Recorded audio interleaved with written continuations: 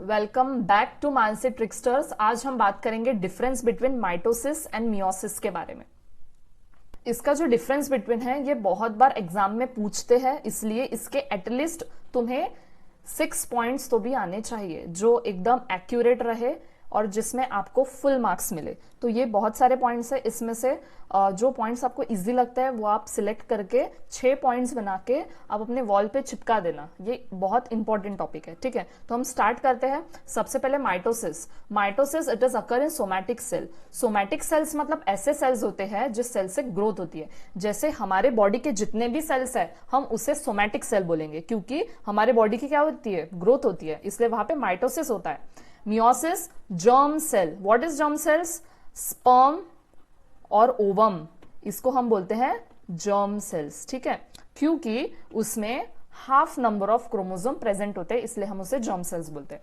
Then second है nucleus divide only once. यहाँ पे न्यूक्लियस एक ही बार डिवाइड होता है और न्यूक्लियस डिवाइड ट्वाइस। जैसे मैंने आपको 2 स्टेज बताए ना, प्रोफेज 1 प्रोफेज 2, वो दिया है यहाँ पे। Then 2 daughter cells are form, 4 daughter cells are form. ये भी हमने देख चुके हैं कि वहां पे 2 बने थे, यहाँ पे 4 बने थे।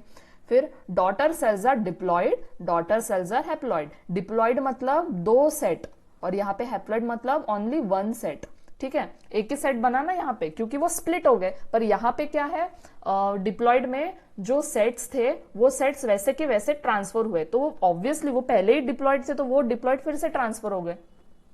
5th पॉइंट क्या है इसका?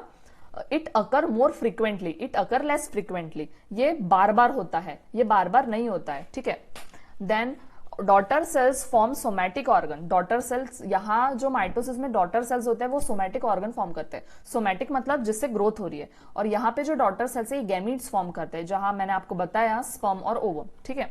Then 7th point, there is only 1 prophase 1 metaphase 1 anaphase. वही कि यहाँ पे एक ही फेज होता है, यहाँ पे 2 फेज होते हैं, ठीक है। Then next, number of chromosome are not change in the daughter cells. Equational division है तो ऑब्वियसली यहाँ पे ज्यादा चेंजेस दिखने को नहीं मिलेंगे।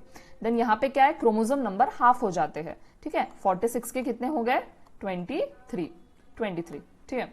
Then 9th, chromosome number doubles at the beginning of each cell division. क्या बोला है कि यहाँ पे क्रोमोसोम नंबर बिगिनिंग में क्या हो जाता है, डबल हो जाता है। और यहाँ पे क्या है, 9th पॉइंट इसमें यह है कि क्रोमोसोम नंबर बिगिनिंग में डबल हो जाते हैं और यहाँ पे क्रोमोसोम नंबर डबल नहीं होते, ठीक है। Then no crossing over takes place, और यहाँ पे क्रॉसिंग ओवर टेक्स प्लेस, ये भी मैंने आपको बताया है कि क्रॉसिंग ओवर होता है प्रोफेज 1 में, ठीक है। देन इक्वेशनल डिवीजन और ये रिडक्शन डिवीजन, मैंने अनइक्वेशनल डिवीजन बताया है, आप वो भी लिख सकते हो और आप रिडक्शन डिवीजन भी लिख सकते हो।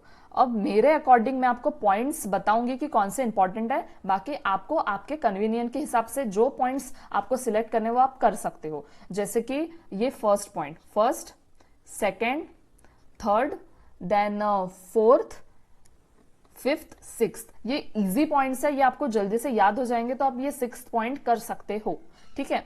ये बहुत इजी टॉपिक था माइटोसिस मियोसिस, ये मैक्सिमम टाइम एग्जाम में पूछा जाता है, तो ये आपको करना है, ठीक है। तब तक के लिए स्टे ट्यून, गुड लक।